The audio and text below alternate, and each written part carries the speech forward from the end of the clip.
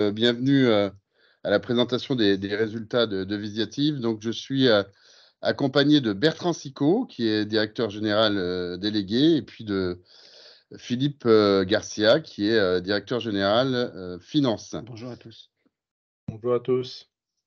Bien, pour ceux qui ont déjà reçu le communiqué, puisque le communiqué est parti à 17h45, forte progression des résultats de Visiative sur l'exercice 2022, avec, comme vous le saviez, un chiffre d'affaires qui est en croissance de 21% et un EBITDA en croissance de 29%.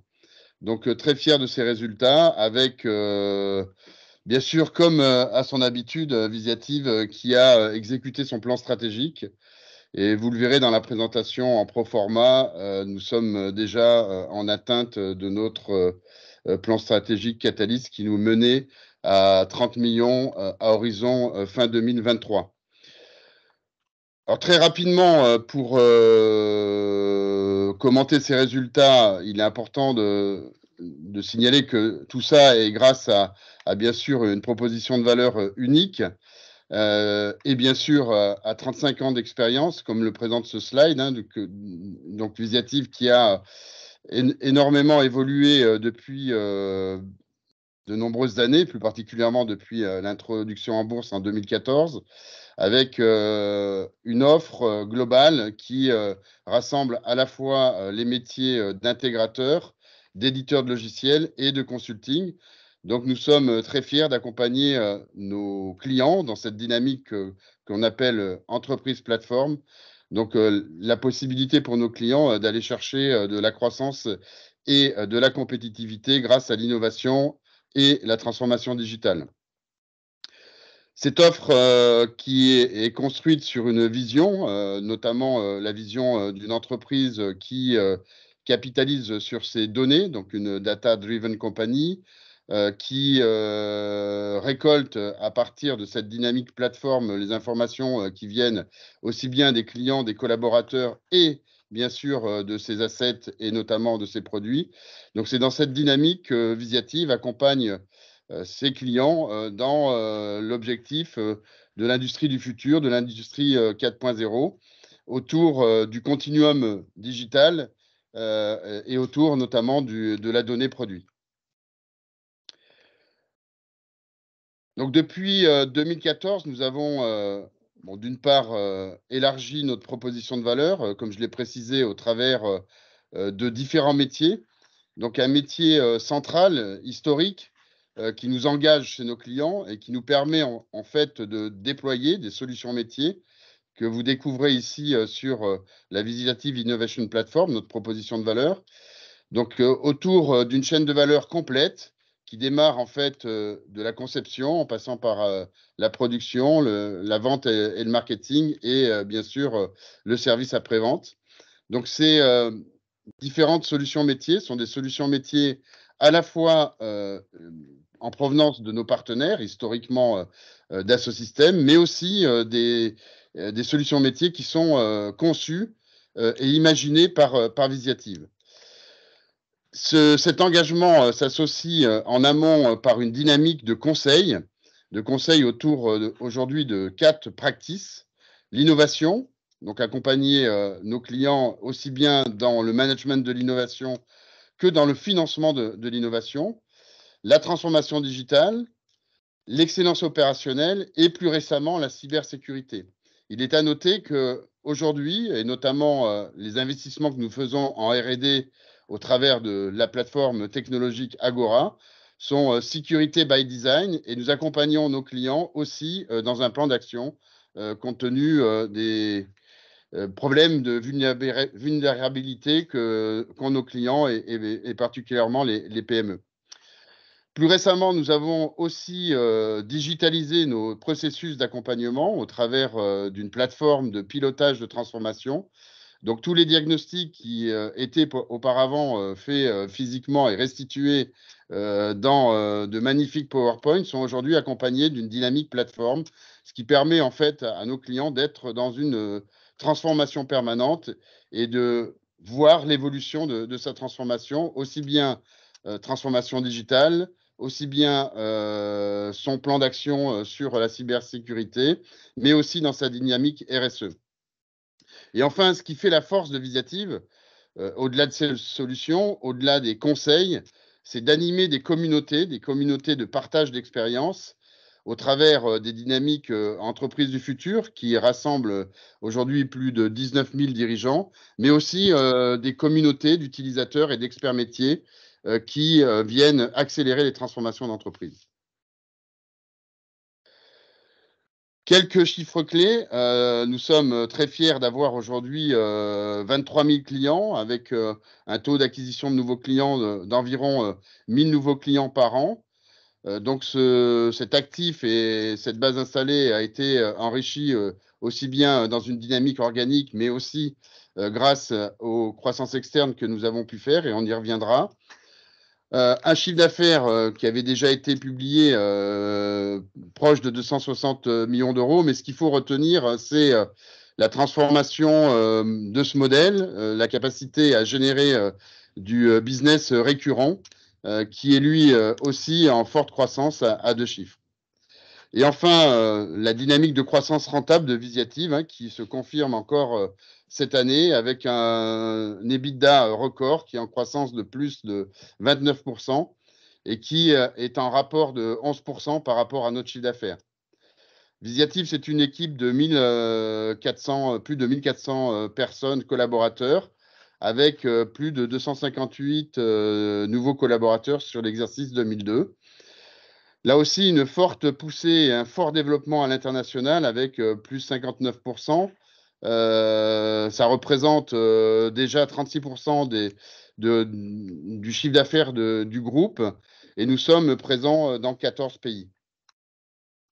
Nos clients, donc la pyramide de nos clients, et vous voyez que nos clients sont majoritairement des PME en croissance et des ETI. Nous avons quelques grands comptes, notamment sur les métiers de l'innovation et sur notre solution métier autour du facility management immobilier. Nous sommes multisecteurs, ce qui donne là aussi la capacité à Visiative, d'une part, d'être présent sur toutes les innovations de rupture, aussi bien hydrogène, moteur électrique, toutes les actions aujourd'hui d'innovation autour du développement durable, de l'éco-conception et de l'économie circulaire. Donc, on est présent, comme vous le voyez sur ce slide, dans tous les secteurs autour de l'industrie.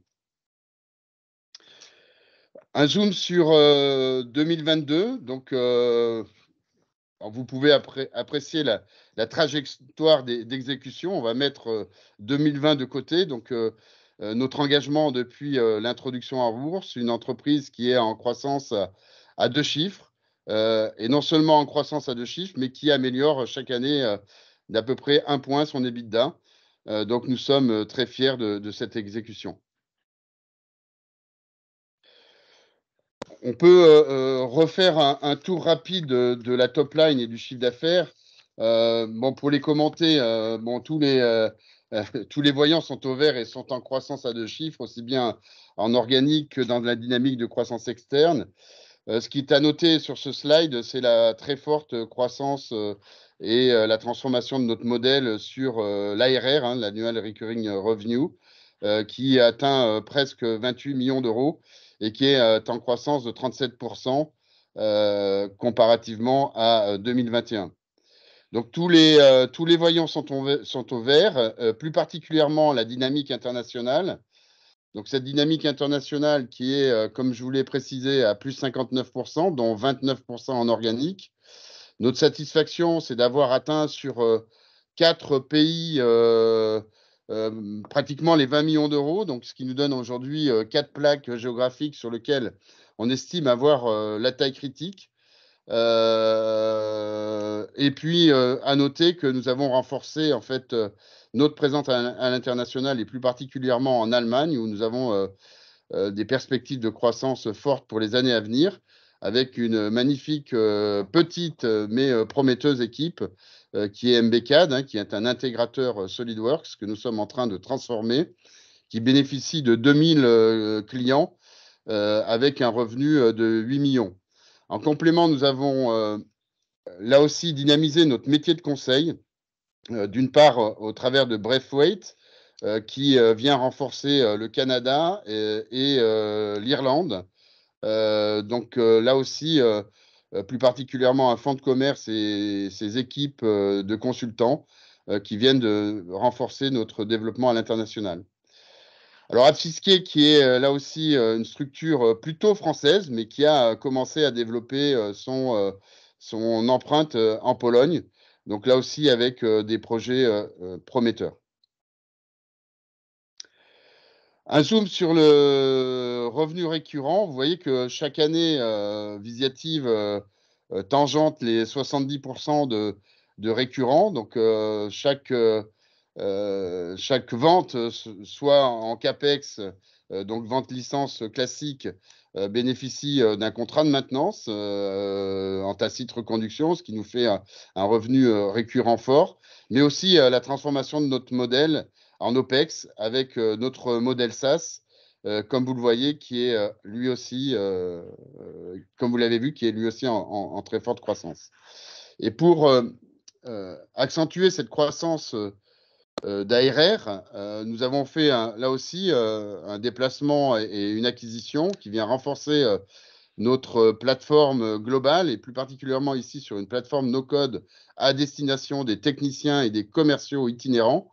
Donc d'Axiom, qui est un modèle pur ARR, qui est composé de 35 personnes et qui aujourd'hui réalise plus de 2 millions d'euros en ARR. Un zoom aussi sur la performance extra-financière de Visiative, hein, qui s'assoit sur quatre piliers. Tout d'abord, notre expérience collaborateur, où nous avons beaucoup, là aussi, travaillé sur ce qu'on appelle le Hall Visiative, donc l'équipe, et sur les sujets d'inclusion et d'égalité. Nous avons aussi beaucoup travaillé dans la dynamique de transparence et d'intégrité vis-à-vis de tous les organes de gouvernance. Donc renforcer bien sûr les comités d'audit, les comités de rémunération, les comités RSE de l'entreprise. Là aussi, aussi bien sur la sobriété numérique, où nous avons des actions au quotidien pour les solutions que nous hébergeons et pour les lignes de code sur lesquelles nous attachons à la sobriété numérique.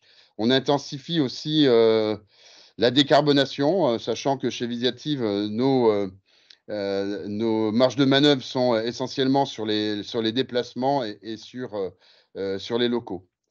Et enfin, le sujet qui nous tient à cœur, hein, qui est la dynamique d'écosystème, où Visiative est très intégrée dans les dynamiques collectives, plus particulièrement dans les territoires. Vous savez que nous sommes implantés aujourd'hui dans une dizaine de territoires, notamment en France, et nous investissons régulièrement sur les dynamiques d'écosystème. Alors, cette dynamique a été reconnue en 2022 hein, par une bonne progression d'Ecovadis et de Gaïa. Donc, vous voyez ici les scores, globaux qui sont dans une belle dynamique favorable et des engagements que nous prenons dès 2023. Donc, au niveau de notre ranking, on est aujourd'hui dans dans le top 10 des entreprises IT chez Gaïa. On s'est donné les moyens encore de progresser sur l'exercice 2023. Là, vous avez la transparence de nos scores, hein, 56 sur 100 en environnement, 79 sur 100 en social, 63 sur 100 en gouvernance et 90 sur 100 pour nos chers actionnaires. Un petit point sur les résultats. Donc les résultats, comme le disait Laurent, une belle performance sur notre EBITDA, puisque notre chiffre d'affaires a progressé de 21% et nous avons réussi à améliorer en fait notre rentabilité de 29%. Nous atteignons effectivement 11% du chiffre d'affaires en EBITDA. Donc cet EBITDA en fait, il provient de deux zones. La zone France sur lequel nous avons une rentabilité légèrement inférieure à 10%, et la zone internationale où effectivement on enregistre une forte croissance et donc une forte amélioration de notre rentabilité. Le résultat d'exploitation, lui, est à peu près stable en pourcentage, mais en croissance de 27%. C'est 6 points de plus que notre croissance top line. Donc encore une fois, donc un résultat record pour Visiative, et c'est 7,3% de notre chiffre d'affaires en résultat d'exploitation. Si on regarde en dessous de notre résultat d'exploitation, il y a 2 éléments importants qu'il faut noter. C'est la partie résultat financier qui est avec des charges financières qui sont en augmentation, avec 2 raisons principales. D'une part, la hausse de notre endettement pour financer les 4 acquisitions qui ont été réalisées en 2022, mais également la forte hausse sur la deuxième partie de l'année de l'Euribor 3 mois. On a une partie de notre dette, même si elle est relativement limitée, à taux variable, et donc celle-ci effectivement a vu l'Euribor s'envoler à plus de 2,80% aujourd'hui. Donc cette hausse des frais financiers à peu près de l'ordre de 1 million d'euros qui effectivement reflète aujourd'hui le financement de nos acquisitions. Je le disais tout à l'heure, effectivement, la croissance de l'international a un impact, c'est qu'effectivement, on est beaucoup moins intégré fiscalement sur nos zones internationales, et nous avons effectivement enregistré des taux d'impôt un peu plus importants, que ce soit sur la zone Amérique, en Allemagne ou dans les îles britanniques. Et effectivement, notre taux d'impôt, on a absorbé aujourd'hui l'ensemble des déficits reportables non activés de la société. Bon, vous savez qu'en France, déjà l'utilisation de ces déficits est plafonnée, donc on ne bénéficie en tout cas de façon beaucoup moins importante aujourd'hui de cette intégration fiscale qu'on a déjà bien utilisée au cours des deux années précédentes. Et donc effectivement, là, on assiste à une augmentation de notre taux moyen d'impôt, principalement par l'augmentation de nos résultats sur les pays internationaux. Le résultat net se retrouve effectivement en augmentation de 15% et de 14% en part du groupe, à 11,1 millions d'euros par rapport à 9,7 millions d'euros enregistrés en fin d'année. Vous voyez qu'effectivement, la différence entre le résultat net et le résultat net part du groupe est relativement faible maintenant, puisque la grande partie en fait des sociétés du groupe sont désormais intégrées à plus de 90%. On a très peu d'intérêts minoritaires résiduels. Si on regarde la partie génération de cash, donc une forte génération de cash d'exploitation qui nous a permis effectivement plus de 24 millions d'euros générés. Vous remarquerez effectivement que notre augmentation du BFR est relativement limitée, 21% de croissance de chiffre d'affaires, mais simplement 2,7 millions d'augmentation de notre BFR. Donc ça, c'est effectivement le succès des équipes et le bon travail en fait. Vous savez que dans notre activité, la grosse partie en fait du BFR concerne nos créances clients, et donc on s'attache bien entendu à maîtriser en fait notre DSO, le maintenir, voire l'améliorer dans certains pays. Bon, bien entendu, ce cash flow d'exploitation, on l'a utilisé dans un premier temps pour payer effectivement notre impôt et les frais financiers, mais surtout pour investir dans l'avenir, investir donc dans les acquisitions, 24 millions d'euros déployés dans les 4 acquisitions réalisées en 2022. Une partie effectivement aussi enrichissement de notre outil logiciel, donc la plateforme VIP, qui effectivement mobilise chaque année entre 7 et 8 millions d'euros pour effectivement la faire grandir, l'adapter en fait aux nouvelles configurations technologiques. Maintenant, la plupart de nos business solutions sont full cloud native, et prêtes en fait à être commercialisées sur l'international. Et ensuite, nous avons réalisé effectivement quelques investissements, principalement en IT. Visiative aussi continue à utiliser les derniers outils technologiques pour être up-to-date par rapport à son organisation. En termes de financement, c'est plusieurs opérations, mais principalement l'opération de refinancement qui a été réalisée en octobre avec 2 objectifs. L'objectif de financer, bien entendu, les acquisitions, mais nous avions effectivement une réserve de cash suffisante pour le faire. Par contre, nous avons cherché à augmenter en fait la maturité de notre dette, ce qui a été réussi, mais également mettre en place et générer une enveloppe de plus de 50 millions d'euros qui nous permettra de financer en fait notre futur plan stratégique. Donc sur l'exercice, c'est à peu près 10 millions, un peu plus de 10 millions de cash utilisés, et ce qui nous permet de sortir à la fin de l'année 2022 avec une position de cash assez confortable de 58 millions d'euros, ce qui nous permet de faire face en fait aux différentes configurations actuelles.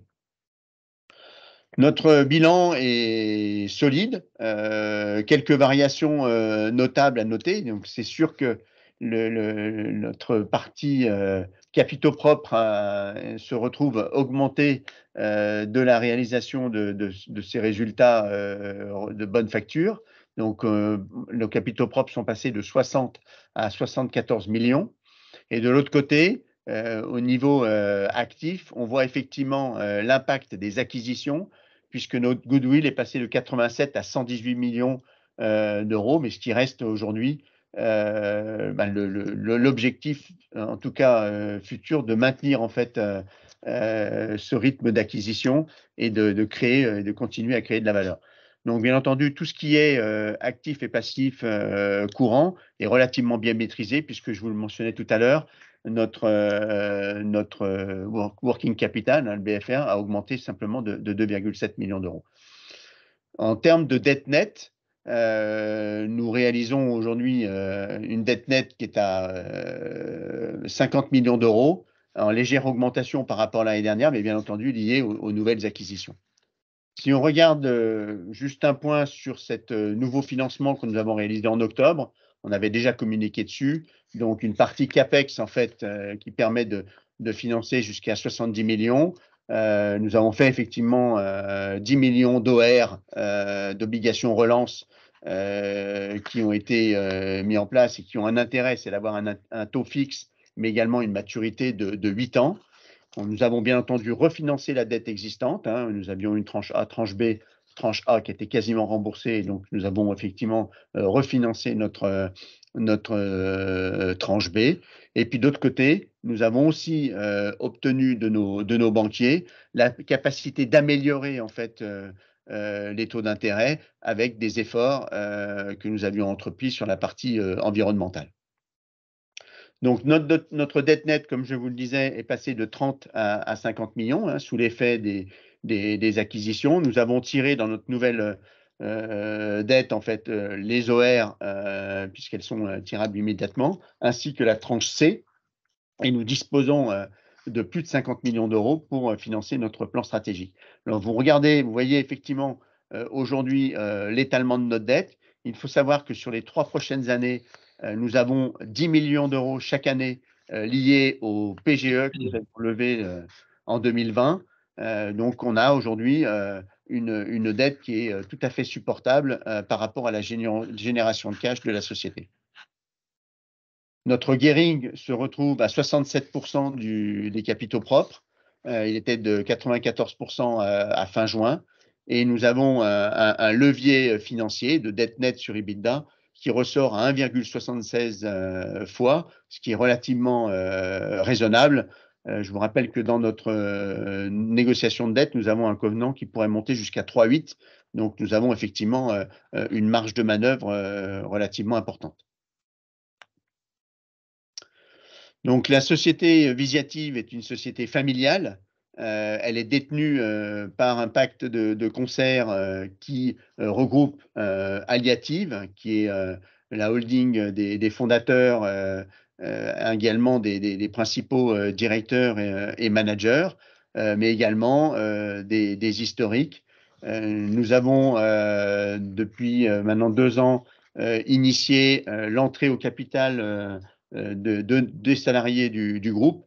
Aujourd'hui, plus de 70% en fait des salariés de Visiative sont actionnaires de la société à travers un FCPE, et donc qui permet aux côtés des fondateurs de détenir la majorité en fait du capital, mais également des droits de vote de la société. Alors, une information importante, l'année dernière, nous avions proposer le versement d'un premier dividende à 0,45 €, compte tenu de la visibilité, compte tenu de la bonne performance, compte tenu aussi des investissements de la partie infrastructure que nous avons annoncé précédemment. Nous avons décidé de proposer à la prochaine Assemblée générale un dividende de 1,10 € par action.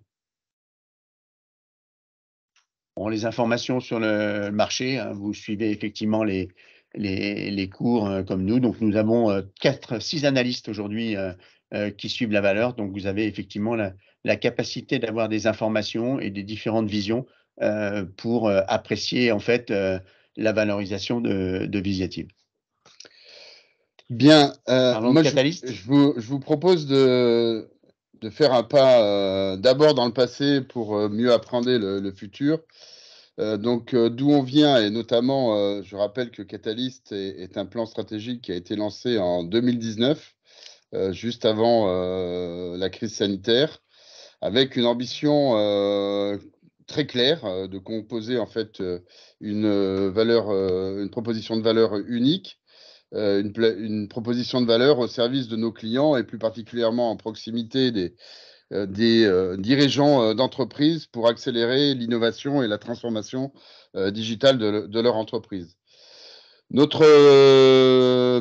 première fierté, hein, c'est comme vous le voyez par l'image, le logo humain de Visiative, un effectif qui a doublé de taille. Donc, nous sommes fortement renforcés de talents pour devenir un global player dans les métiers du software et du consulting. Hein. Donc, je le répète, hein, nous ne sommes pas une ESN, nous sommes une software et une consulting compagnie qui s'appuie sur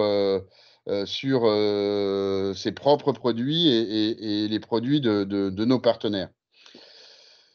Catalyst était représenté par une dynamique qui s'appelait Optim, hein, qui en fait regroupe le O d'organisation, le P de performance, le T de transformation et le I de innovation et le M de merge.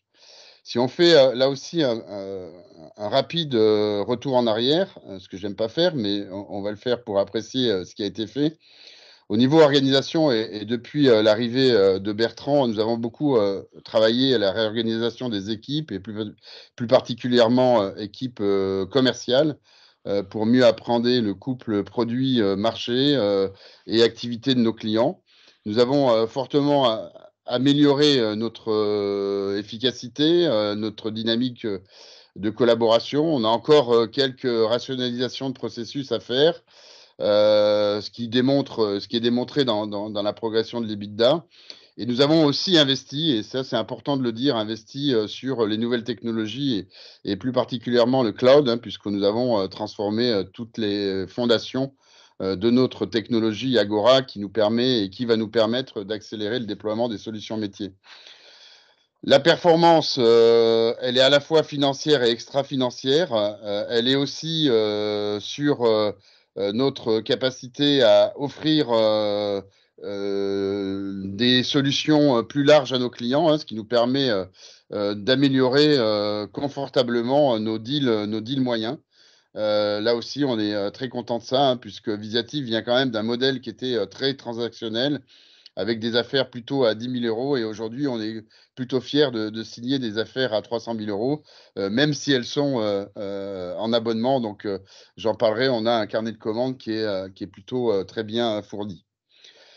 Transformation, donc aussi bien sur notre plateforme de marque, hein, donc on le voit aussi sur notre logo qu'on a déjà oublié, qui est maintenant encore plus racé et plus dynamique pour aller affronter le futur, notamment avec des objectifs de transformation de modèle. Donc là aussi, on travaille sur notre prochain plan stratégique où le modèle ARR va fortement augmenter et évoluer pour offrir de plus en plus à nos clients qui vont être de plus en plus abonnés des solutions en mode abonnement. On a aussi investi sur notre back-office et plus particulièrement Ça s'est pas vu, ça s'est pas senti, mais on a beaucoup investi sur notre système ERP que nous avons changé il y a maintenant presque 2 ans. Nous avons innové aussi bien sur notre plateforme au sens proposition de valeur avec une offre conseil, solution et connexion qui fait la particularité de Visiative. Donc, beaucoup travaillé sur le packaging aussi bien marketing que la définition de nos offres. Travailler aussi sur la marque employeur et le hall Visiative. Et bien sûr, ce qui fait aussi la particularité de Visiative depuis sa création, c'est son ADN, c'est sa proximité client, avec des clients qui sont pour certains encore avec nous depuis plus de 35 ans. Et enfin, notre capacité à intégrer des nouvelles acquisitions et nous développer à l'international, comme on le montre très clairement sur 2022. Donc le succès de Catalyst, si là aussi on fait rapidement un état des lieux, donc une croissance à 2 chiffres, une profitabilité qui a dépassé les 30 millions en EBITDA pro forma dès 2022, donc une année avant ce qu'on souhaitait faire, une dynamique de cross-sell et d'upsell qui a doublé en termes de nombre de clients. Une capacité à faire des croissances externes qui sont profitables et qui nous permettent d'augmenter aussi bien d'accélérer nos modèles économiques que notre développement à l'international. Un développement international qui, lui, évolue beaucoup en organique, et bien sûr, une entreprise qui est aussi investie sur sa performance extra-financière.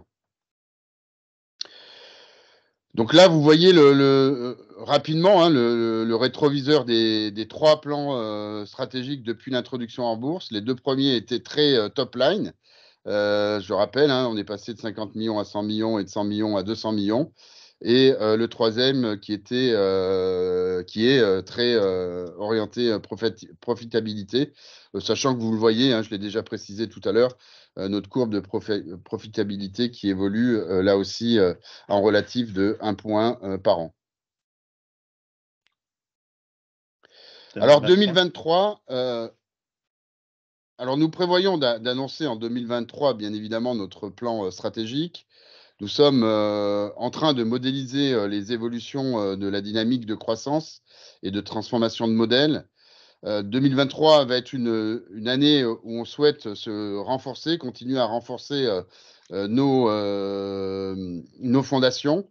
Donc, on s'appuie très clairement sur les dynamiques de transformation et des technologies qui sont aussi bien le cloud, le big data, l'IoT, les sujets de cybersécurité. Il est à noter que Agora est une plateforme security by design, que nous avançons là aussi sur l'innovation pour accompagner de manière digitale la transformation de nos clients. Donc, beaucoup d'investissement sur le futur et sur ces nouvelles technologies. Et aussi une véritable ambition, d'une part, de continuer à fournir du revenu récurrent et cette transformation de modèle SaaS. On s'assoit aussi sur, bien évidemment, une forte base installée, mais qui, au-delà d'être assise sur un produit et l'usage d'un produit qui a une vraie capacité de nous accompagner sur l'upsell et le cross-sell. Un carnet de commandes qui est fortement, là aussi, dynamisé par le modèle ARR. Et enfin, une position de cash et des capacités financières qui nous permettent d'appréhender le futur sereinement. Donc là, si on schématise rapidement la roadmap 2023, hein, c'est se renforcer, renforcer notre proposition de valeur autour de la Visiative Innovation Platform, de consolider notre architecture Agora qui délivre de plus en plus de solutions métiers natives, mais aussi qui va délivrer en hybride nos solutions historiques et que nous sommes en train de transformer, hein, du on-prem en mode SaaS. La dynamique de l'international, de développer notre modèle ARR et bien sûr de continuer à accélérer notre croissance, aussi bien en organique qu'au travers d'acquisitions qui sont relutives. Alors là, on va passer très rapidement pour laisser la place aux questions parce que je vois que le temps passe extrêmement vite. Mais vous avez en fait ici quelques cas clients dont nous sommes très fiers, hein, puisque ces cas clients représentent les solutions métiers que fournit Visiative et plus particulièrement celles que l'on développe. Donc on va passer rapidement donc, dans le métier de l'automobile avec Lotus Car où on retrouve ici notre capacité à accompagner le plan de financement et de l'innovation. Donc, un client qu'on accompagne en R&D Tax Credit et qui est en plein transformation au travers du moteur électrique. Donc là, ça démontre en fait ces innovations de rupture, hein, qui sont en train d'accélérer les innovations chez nos clients. Donc, nos clients innovent de plus en plus. Là, j'avais en fait un exemple du pilotage de transformation, donc avec le témoignage d'un PDG qui est à la fois satisfait du diagnostic 360 qu'a pu faire Visiative, mais surtout de la coélaboration de la feuille de route pour donner un cap sur sa transformation. Là, vous avez un exemple de notre solution métier force de vente qui équipe en fait les forces de vente plutôt terrain, donc avec une particularité d'adresser au travers de plateformes mobiles, donc tablettes, smartphones, de donner l'ensemble des outils à un commercial terrain pour faire de la prise d'ordre, d'organiser en fait ces tournées et bien sûr de pouvoir partager avec le client les bons de commande et les documentations de produits.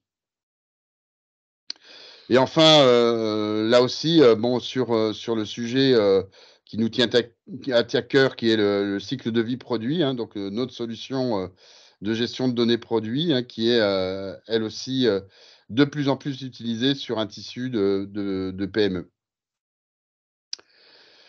Voilà, on peut laisser passer quelques questions. Bon, vous avez les agendas, donc vous pouvez prendre note des prochains rendez-vous.